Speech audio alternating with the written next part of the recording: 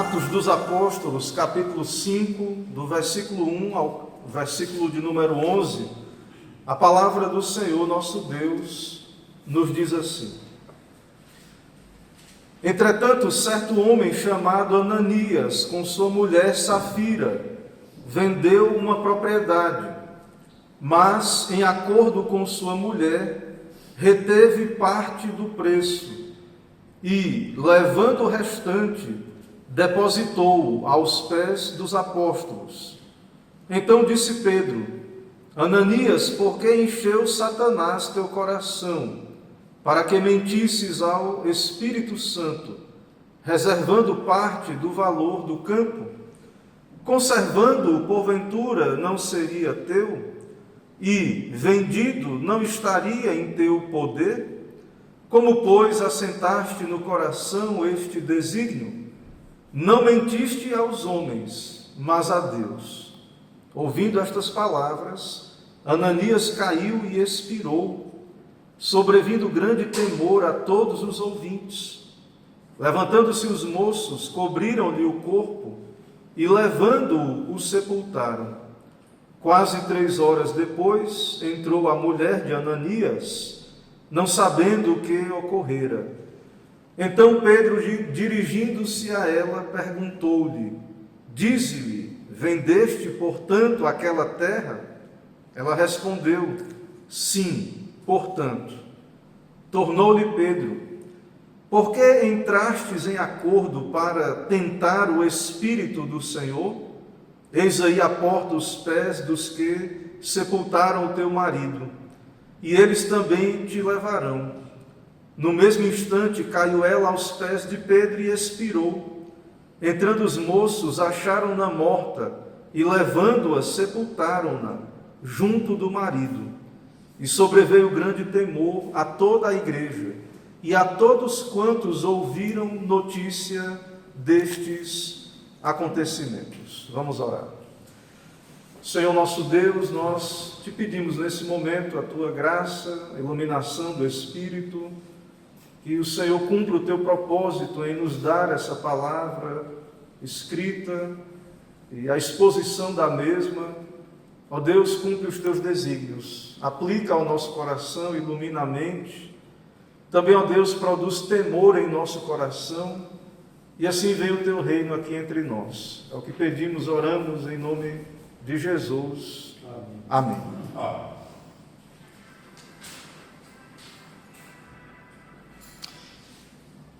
Meus irmãos, houve um momento na história desse mundo em que a vontade de Deus era feita na terra como no céu, perfeitamente feita na terra como é feita no céu. Isso foi no Éden, antes da queda. Não havia ali pecado, pensamentos maus, não havia mentira.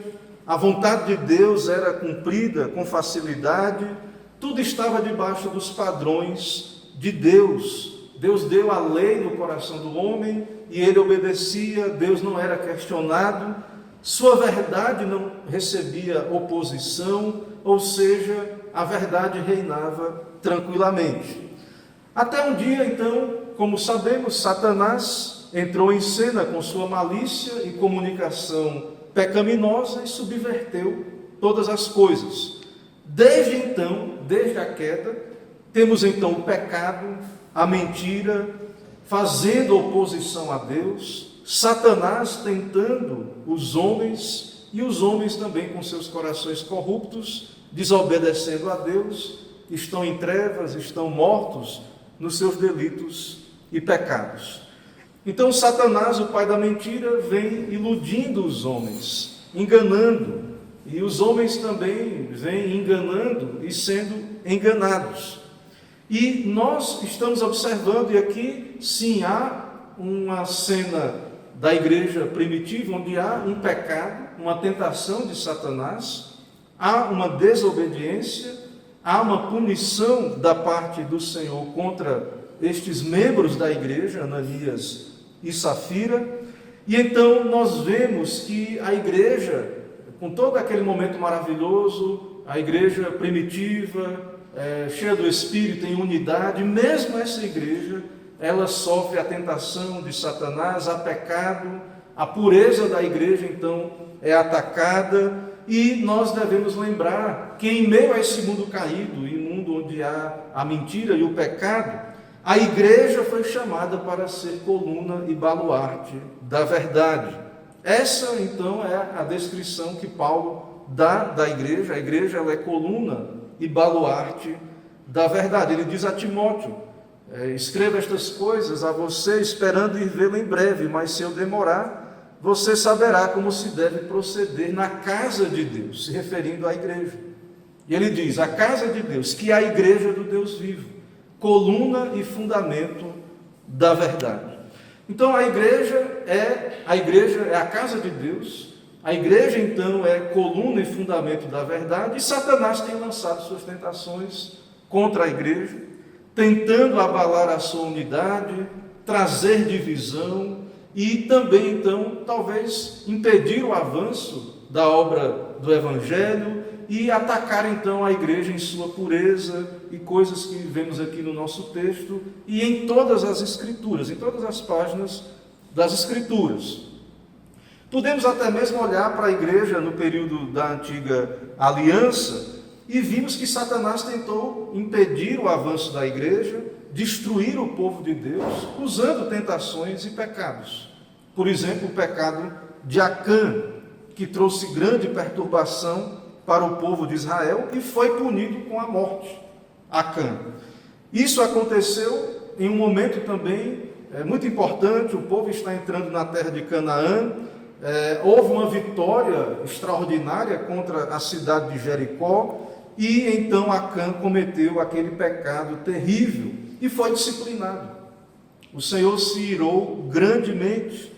Lá no livro de Josué, nós observamos Josué falando para Acã, dizendo: meu filho, dê glória ao Senhor Deus de Israel e renda louvores a Ele, e conte-me agora o que foi que você fez e não me esconda nada. E Acã, ele reconhece o seu pecado, ele diz a verdade: eu pequei contra o Senhor Deus de Israel e fiz assim e assim. Foi tentado, mas ele é responsável, ele pecou contra o Senhor, ele cobiçou o despojo que Deus disse que não deveria ser tomado, uma boa capa babilônica, 2,5 kg de prata, uma barra de ouro, pesando mais de meio quilo, e ele diz: eu cobicei estas coisas e peguei para mim, e estão escondidas no meio da minha tenda, e a prata ali por baixo, e etc. Então a igreja ela vem sendo tentada, ela vem sendo atacada. Na antiga aliança temos esse caso, outros casos ali também, e aqui no nosso texto a pureza da igreja, ela é ameaçada, a igreja nascente, no Novo Testamento. A igreja em dias do que muitos poderiam chamar avivamento, dias de graça, de poder, grandes sinais sendo feitos por meio dos apóstolos. Então, mesmo essa igreja, ela então enfrenta esse desafio que observamos em nosso texto, que é a presença do pecado, a mentira, o engano, ameaçando a unidade da igreja. O contexto, e muitos pregadores preferem começar a perícope, a sessão dessa exposição, no final do capítulo 4, onde temos, a partir do verso 32, um retrato da igreja, na sua unidade, o poder de Deus agindo pelos apóstolos, e também a liberalidade da igreja, muitos vendendo propriedades, depositando os valores aos pés dos apóstolos, e há uma ênfase também em Barnabé, José, a quem os apóstolos deram o nome de Barnabé, filho da exortação, que vendeu um campo e depositou aos pés dos apóstolos. Então é um momento extraordinário, é um grande começo pela bênção de Deus para a igreja, e vemos então a igreja desfrutando de grande bênção, unidade e tudo mais. E nesse contexto o pecado revela sua sagacidade na tentação de Ananias e Safira. Um tema que podemos dar para esse sermão seria: o Senhor zela pela pureza da sua igreja. O Senhor zela pela pureza de sua igreja. Em primeiro lugar, nós vamos ver que, sim, há presença de pecado na igreja primitiva. O nosso texto então começa descrevendo esse casal e dizendo: entretanto, certo homem chamado Ananias, com sua mulher Safira, vendeu uma propriedade. Então, este casal, membros da igreja primitiva, estavam na comunhão dos santos, observaram os apóstolos pregando, as conversões, os sinais, a liberalidade dos demais irmãos e desejaram participar desse momento da igreja. E eles observavam grandes ofertas eram trazidas e depositadas aos pés dos apóstolos. Então, uma cena que estava se repetindo e uma grande bênção, os mais necessitados sendo atendidos. E então este casal repete o mesmo, ele vende a sua propriedade. Porém, o texto nos diz que eles levam metade do preço, eles retêm. Então, o pecado aí está também na ideia de que eles retêm. E Pedro então também declara o pecado deles quando diz que foi uma tentação de Satanás que eles acolheram no coração. Quando diz: porque encheu Satanás o teu coração, Ananias, para que mentisses ao Espírito Santo, reservando parte do valor do campo. Então, há uma obra sendo feita, uma obra externa, e que deveria talvez até atrair a atenção de muitos, mas Deus conhece o coração, e de fato, então, não era um coração íntegro, voluntário, há hipocrisia, há cobiça pelo dinheiro, e então também várias tentações, desejo de agradar homens ali, e coisas desse tipo, e principalmente Pedro diz que eles deram ouvidos à tentação de Satanás, mantendo para si uma parte do valor da venda e dando a entender, claro, que haviam ofertado integralmente esse valor. Então, uma obra que tinha a ideia de passar por uma obra, uma boa obra, mas que no coração abrigava cobiça, abrigava todo tipo de pecado, e eles cederam à tentação de Satanás, e o texto diz que eles pecaram contra Deus, mentistes ao Espírito Santo, que é Deus. Então, um pecado grave na sua sutileza. Do mesmo modo que vimos o pecado de Acã, citamos o pecado de Acã, todo pecado é contra o Senhor, em primeiro lugar, mas também a igreja, a pureza da igreja, está sendo agredida por meio desse pecado. Satanás é o tentador no texto, Ananias e Safira, obviamente, são responsáveis, e, claro, Satanás, ele tentou Pedro, Pedro negou o Senhor, Judas, no caso, o filho da perdição, também foi feito instrumento de Satanás. Satanás está operando, ataca a igreja, tenta os crentes. O seu objetivo, então, é conduzir os homens ao pecado, e o seu propósito, então, Tiago diz que é como um leão que ruge, que está ao nosso redor, e o seu desejo, de fato, é tragar os homens, devorar os homens. Sua ação é destruidora, e, de fato, isso é terrível, embora os homens são culpados de cederem às tentações de Satanás. Então, Pedro é muito claro, Ananias e Safira, eles permitiram que Satanás enchesse o seu coração.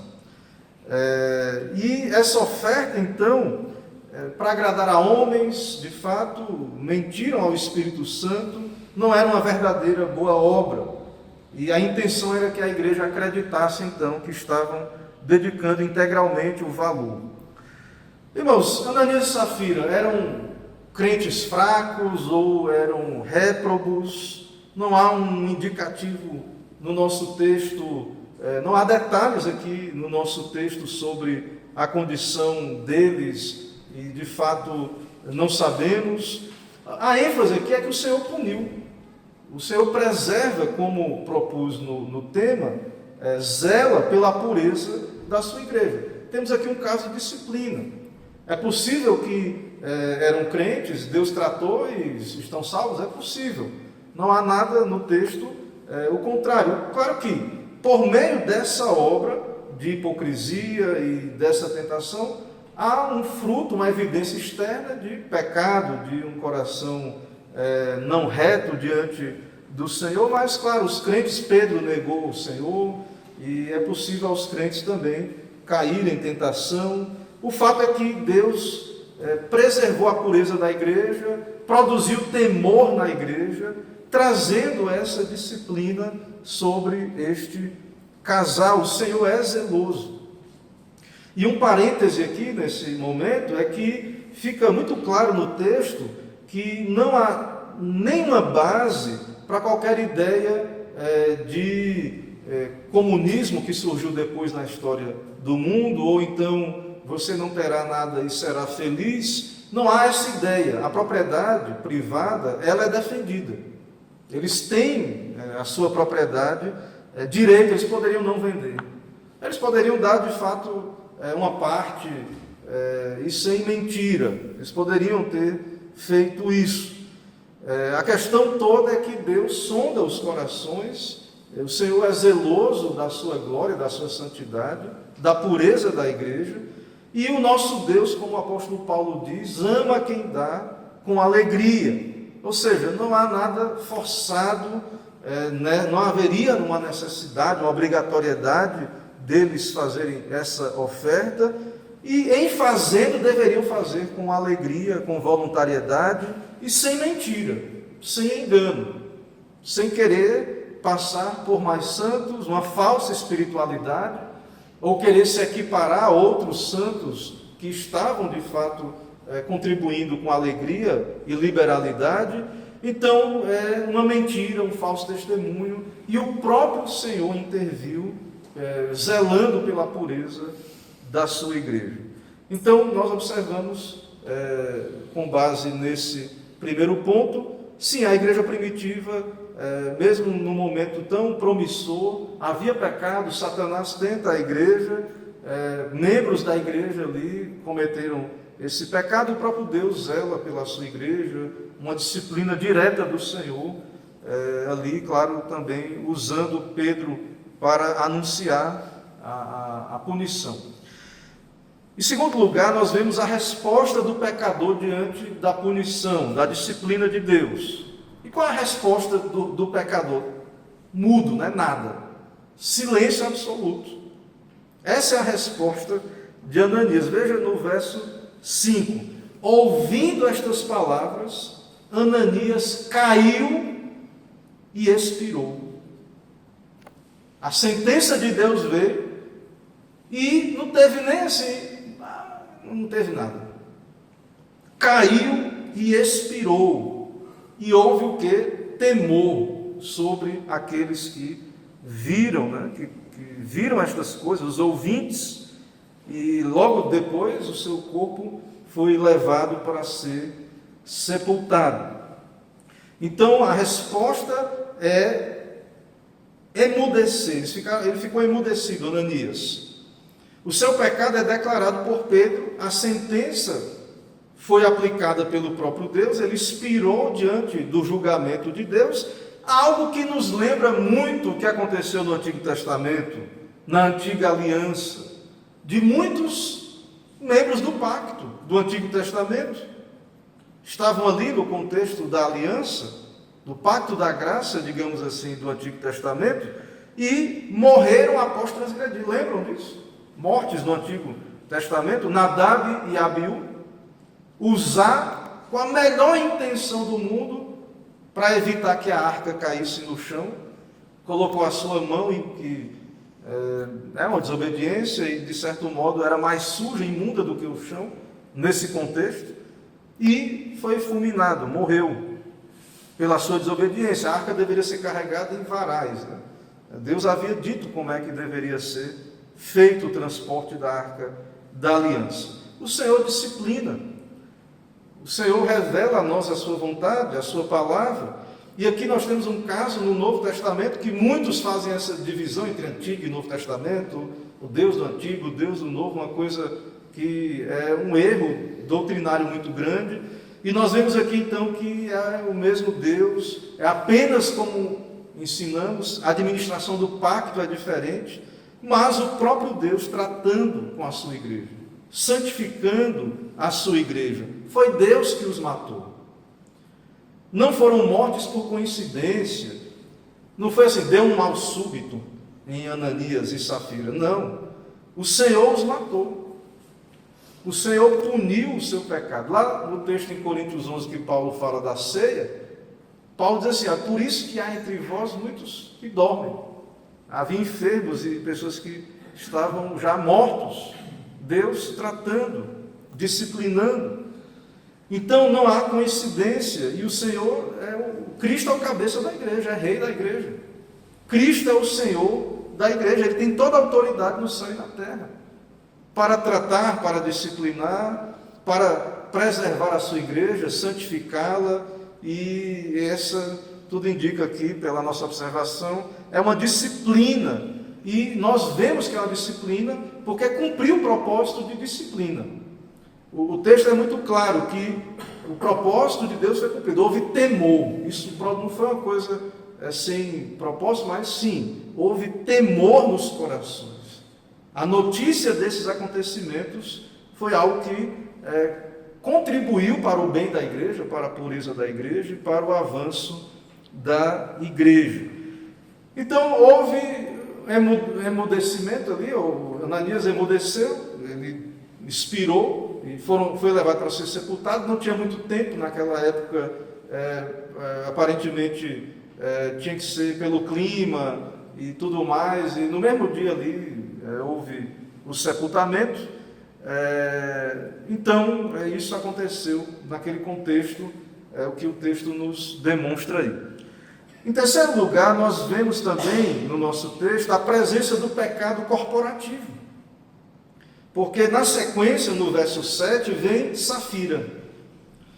Então, o pecado de Ananias, junto com Safira, dois membros da igreja.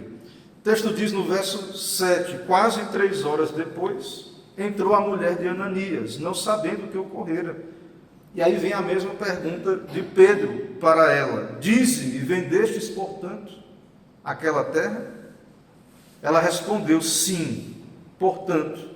E aí veja que Pedro diz que houve um acordo, e declara, na verdade, porque entrastes em acordo para tentar o Espírito do Senhor, eis aí a porta os pés dos que sepultaram teu marido, e eles também te levarão. E no mesmo instante, também não teve resposta, no mesmo instante o texto diz que ela caiu aos pés de Pedro e expirou, e do mesmo modo que o seu marido, entraram os moços, acharam-na morta e levando-a, sepultaram-na junto do marido. E houve, mais uma vez, grande temor a toda a igreja e a todos que ouviram a notícia destes acontecimentos. Então ela não sabia de nada, o texto é muito claro, Safira não sabia do que havia ocorrido, talvez ficou esperando, e cadê esse homem que não chega em casa, está demorando demais na igreja, foi lá na igreja ver o que estava acontecendo, que seu marido não chegava à sua casa. E ao entrar na igreja, ali no contexto, os irmãos entendem o que eu estou querendo dizer, ela é questionada pelo apóstolo, sobre a questão em si ali do problema da venda da propriedade, e houve o acordo, é muito evidente, ela responde igual ao seu marido. Veja que o pecado, e Pedro repete no verso 9 a ideia do pecado, e ele diz assim, vocês entraram em acordo para tentar o Espírito Santo. O pecado é como se o homem quer tentar Deus, é como a linguagem usada ali no deserto, que o povo de Israel tentava o Senhor, é como se fizesse um teste com Deus. Vamos ver se Deus faz alguma coisa mesmo aqui, se Ele vê. Isso é a falta de temor, irmãos. A falta de temor a Deus gera isso. O pecador, nós pecadores, se Deus não tiver misericórdia de nós, e devemos orar pedindo ao Senhor que nos dê corações tementes a Ele, a sua palavra, nós agimos dessa maneira. Israel agiu assim no deserto.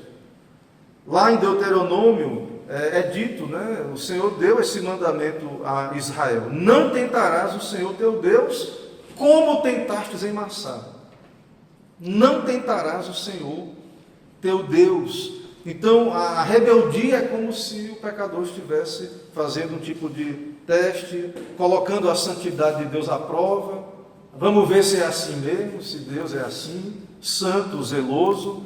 E isso é terrível, irmãos. E nós vivemos numa época de que uma das coisas que falta aos nossos dias é temor.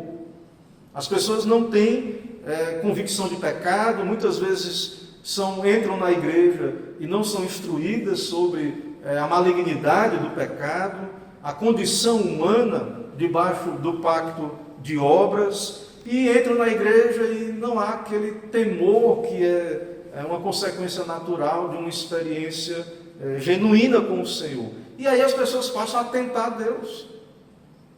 Nós ensinamos na igreja a palavra de Deus e os mandamentos de Deus, e nós vemos muitas vezes, experimentamos abertamente as pessoas afrontando os mandamentos de Deus, e isso é uma evidência disso que estamos falando, falta de temor. Possivelmente pessoas que nunca experimentaram uma convicção de pecado, que não percebem que o seu pecado é contra Deus em primeiro lugar, não contra o próximo, mas também é contra a igreja, contra o próximo. Então, Israel no Antigo Testamento, a igreja no Novo Testamento também corre esse perigo, a presença do pecado corporativo na igreja. E Deus trata o pecado. O Senhor pode usar o governo da igreja, as autoridades da igreja, mas o Senhor é soberano e Cristo é cabeça da igreja, é Rei dos Reis. Tem toda a autoridade no céu e na terra. Tem todo o poder para intervir, para purificar a sua igreja. E quando o Senhor disciplina, produz o efeito, cumpre o propósito para a pureza da igreja, e é o que vemos aqui no nosso texto com essas grandes maravilhas de Deus operadas na sua igreja. Então não devemos duvidar do poder de Deus para disciplinar o seu povo, para tratar com o seu povo. Pedro também diz em outro lugar que a ocasião de começar o juízo é pela casa de Deus. E então, assim, Deus trata, sim, com a sua igreja, e claro, o efeito dessa tratativa não é sempre igual sobre todos.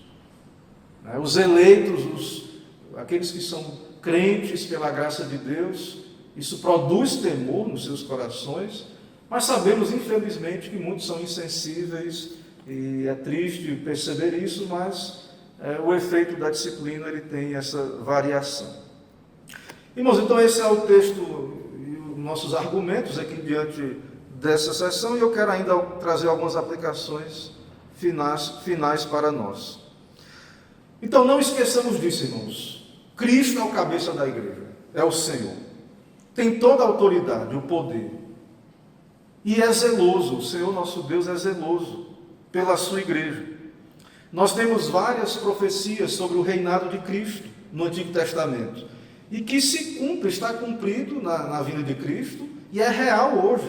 Nós já temos o Messias, nós já temos o nosso rei constituído sobre o Monte Sião, nosso profeta, maior do que Moisés, nosso sacerdote.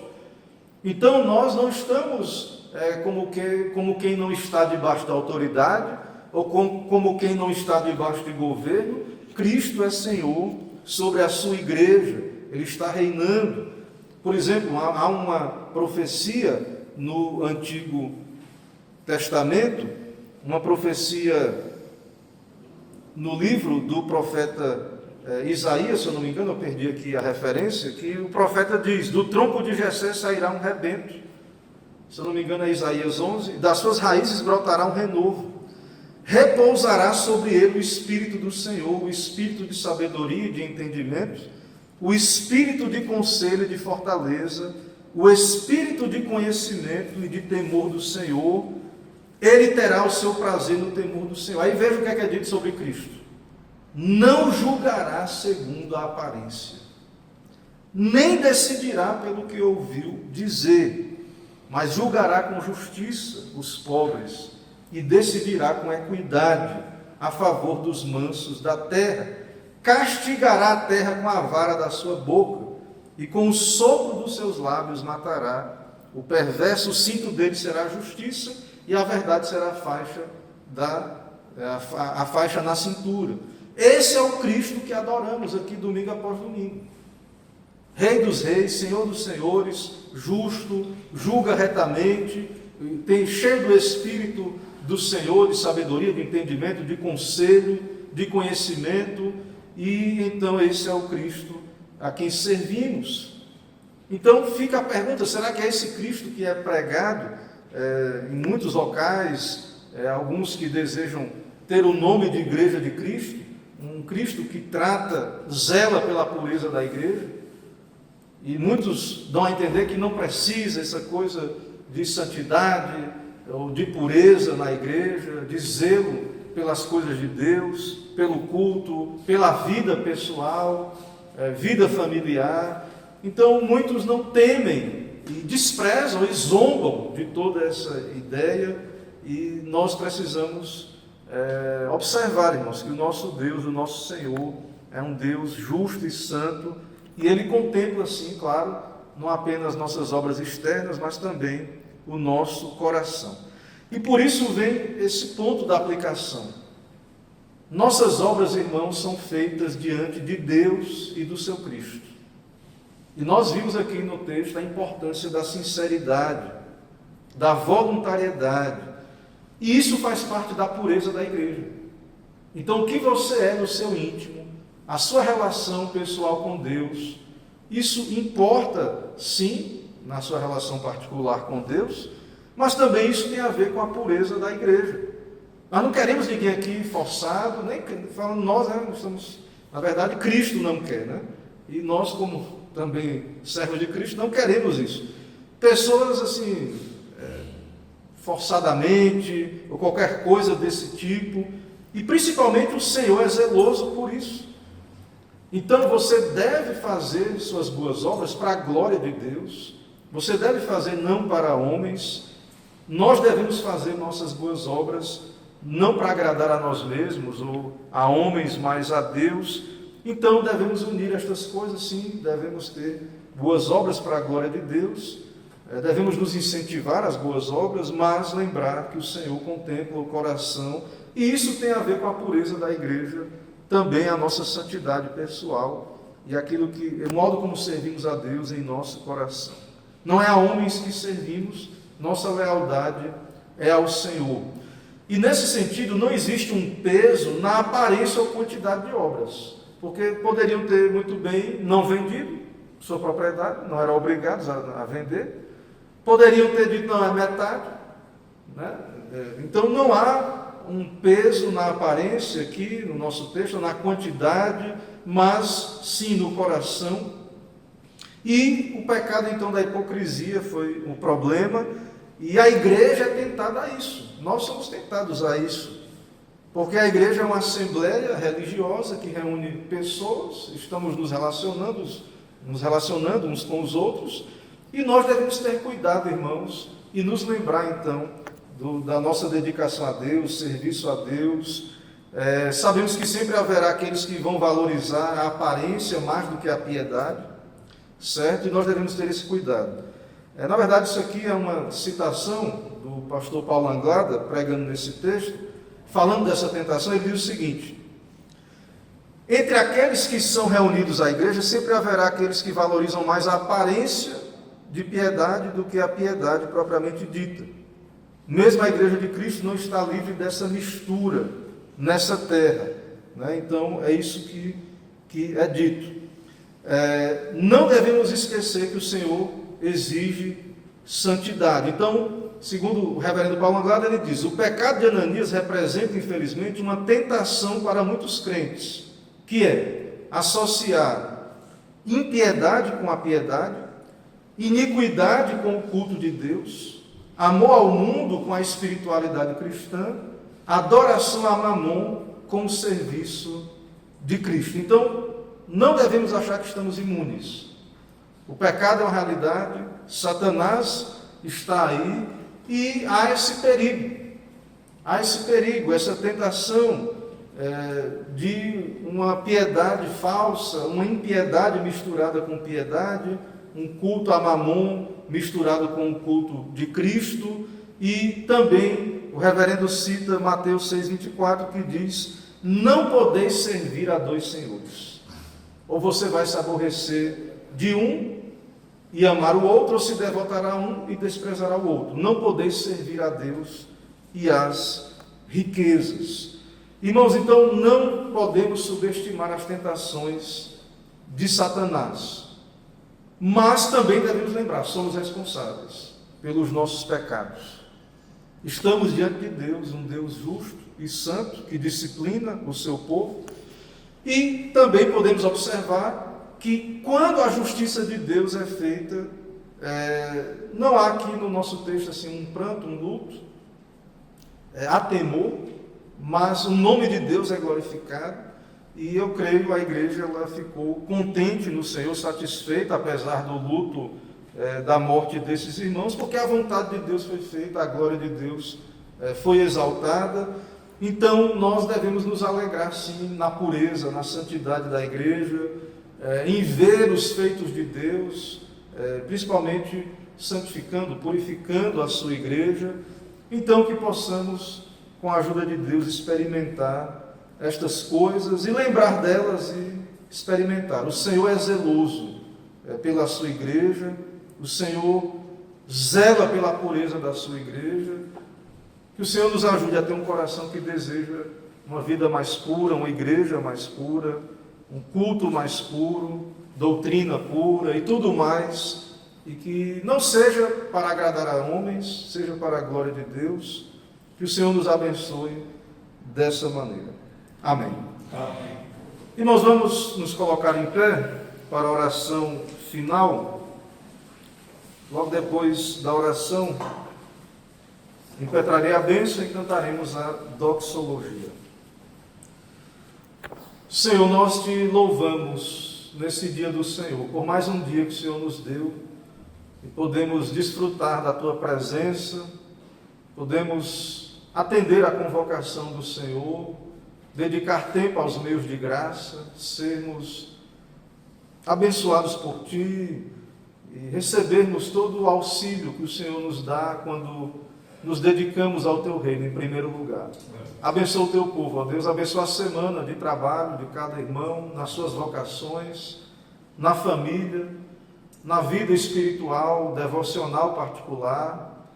Ó Deus, nos dá temor a Ti, sinceridade, que possamos cada um de nós servir ao Senhor, não apenas porque temos o nosso nome no rol de membros da igreja, que cada um de nós tenha um compromisso de fidelidade ao Senhor, que possamos fazer as nossas obras para o Senhor, para a Tua glória, e que assim o Senhor nos abençoe como igreja, corporativamente, e que o Senhor também nos santifique, perdoe os nossos pecados. Trata com a Tua igreja, trata conosco, ó Deus, que o Senhor nos discipline para o nosso bem e aproveitamento. Ó Deus, santifica, purifica a Tua igreja nesses dias, dá-nos amar a pureza da igreja também, e experimentar, ó Deus, essa pureza em dias tão difíceis como estes que vivemos. Assim, vem o Teu reino sobre nós, sobre nossa família, sobre a Tua igreja aqui em Braga, sobre esta igreja local, e também pedimos, traz ao arrependimento aqueles que estão distantes do Senhor, alheios ao Senhor, que têm se desviado dos Teus mandamentos, da obediência à Tua palavra. Pedimos a Tua intervenção, trazendo a comunhão, dando arrependimento e fé. Ó Deus, tem misericórdia, ó Pai, pedimos encarecidamente. Assim nos dá uma semana de paz, nos leva em paz, nos abençoa. É o que oramos, pedimos em nome de Cristo Jesus. Amém.